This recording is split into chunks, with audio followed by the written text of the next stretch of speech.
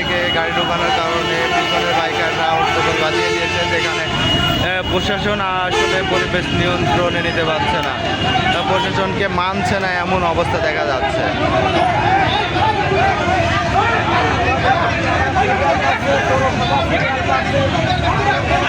প্রশাসন তাদের নিজ দায়িত্ব পালন করতেছে, কিন্তু তারপরে প্রশাসনের উপরেও চওড়া হচ্ছে।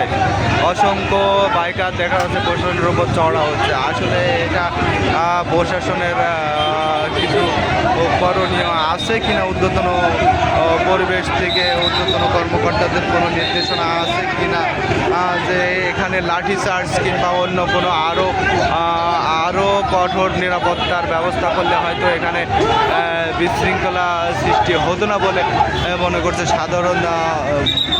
সাধারণ বাইকাররা।